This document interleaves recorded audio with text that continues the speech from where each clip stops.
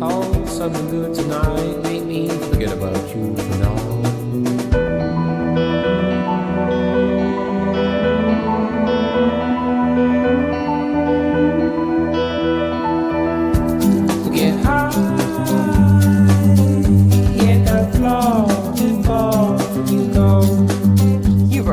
Willems. I'm so pumped we're doing this Yeah. Just Played together. I thought I would host because point and click games, you're in my house. Yeah, now. I'm in your world. I'm just a guest. We're talking about Life is Strange episode 2. Yes. You just played 1 and 2. Yeah. So it's fresh in your mind. Fresh. Everything's fresh. If you don't know this series, it's from Donut Entertainment. They did Remember Me. And now they're doing this point and click adventure game about a young girl named Maxine who's at Blackwell Academy. She's a photography student. Yep. She's returning home after 5 years, reignites a friendship with her best friend. There's a missing persons case going on, and there's all kinds of like adolescent BS. Teen angst. Teen angst is perfect. Drugs, guns, abusive stepfathers. Yeah, the whole works. We're full disclosure. We are going pure spoilers on this. I feel like it's the only way that we can really talk about this. And I know you might think otherwise, but we want to get to the nitty gritty. So Huber. Yeah. First reaction thoughts to this game. Blown away by the subtleties.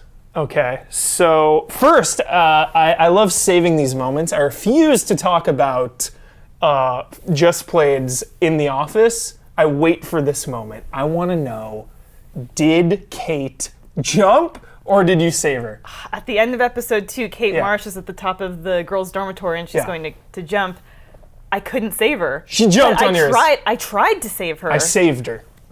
I don't Saved know. her What did life. I do wrong? Okay, so that moment was so powerful for me because seemingly unimportant things became so important in that one moment. I remember when I went into her room, I'm really obsessive compulsive, so I look at everything.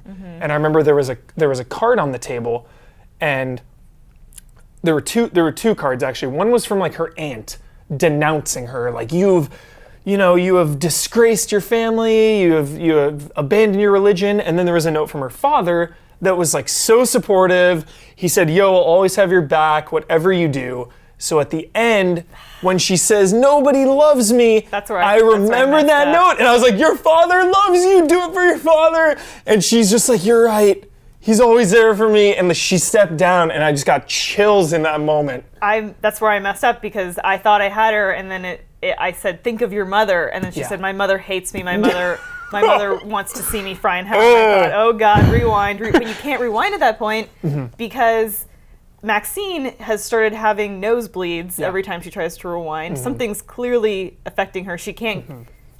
Who knows how many more times she can go back. In fact, this episode is called Out of Time, and I don't know if it's to do with Kate or it's to do with that. Yeah, just the way that, every time you make a choice, I can just rewind, it's fine.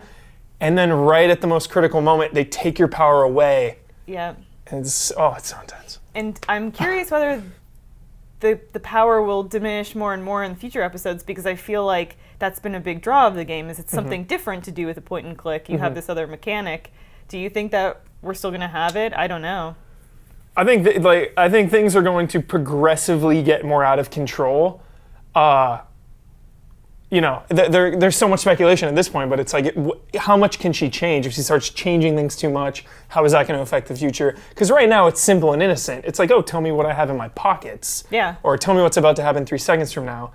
But I'm wondering if they're going to really expand it where she can go back days, That's what I was wondering because at first I thought, okay, well, if Rachel is missing, Chloe's missing friend, maybe then Maxine could just try to go back into that point in time and give Chloe some time to talk to Rachel and be like, don't do anything brash, don't, something's going to happen.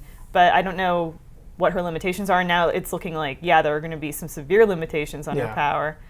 Speaking of Rachel and Chloe, I feel like we're really hinting at here that there was more to Rachel and Chloe's relationship than just a friendship. Totally. Like, I think there may have been something romantic going on between them.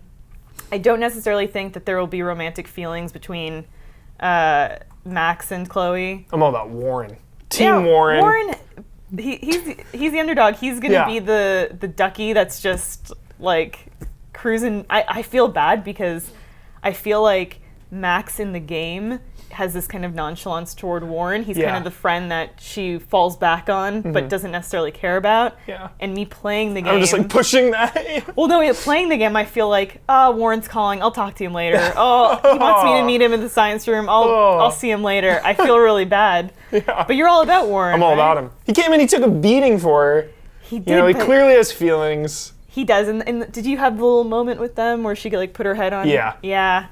I thought that was kind of nice. And it's nice to have that Warren is kind of this, like, respite away from all the drama, because like he's not connected to the Vortex Club.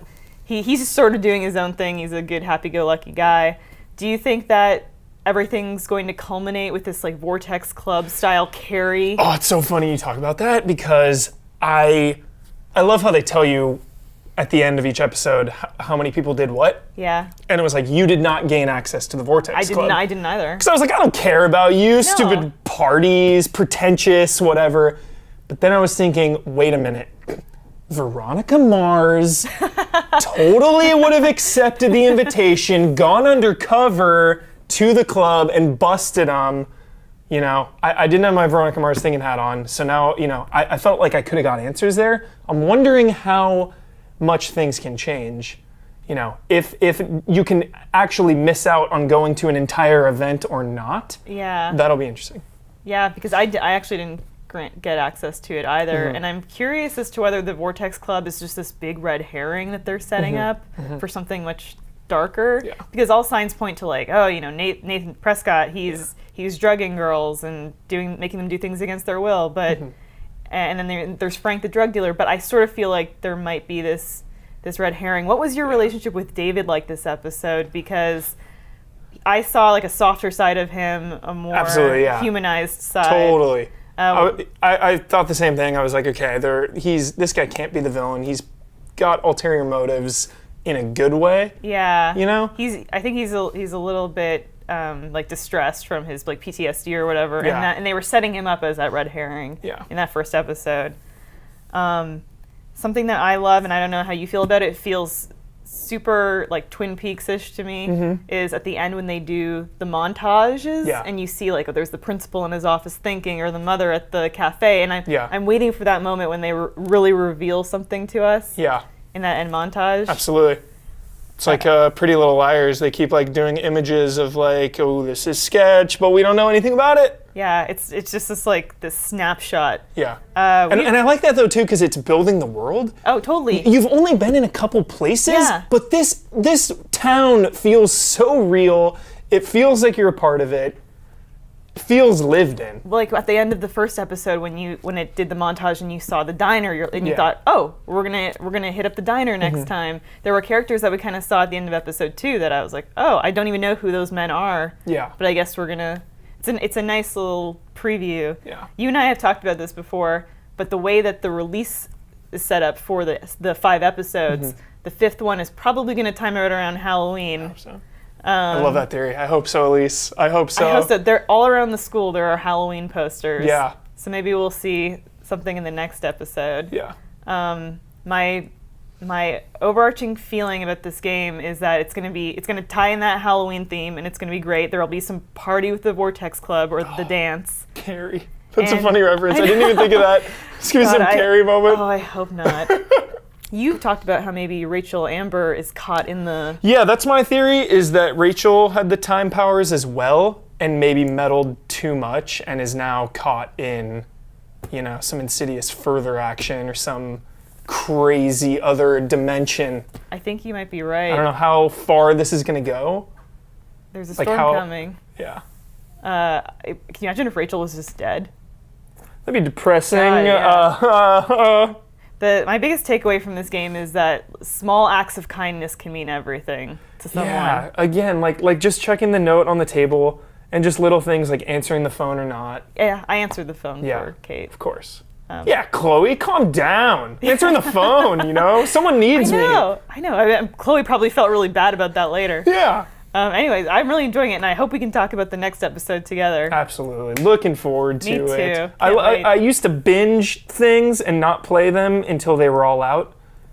But this is why I've grown to love these staggered releases. Yeah. Because now we can just think about the possibilities. It's just, you know, it hypes it up even more. There's anticipation.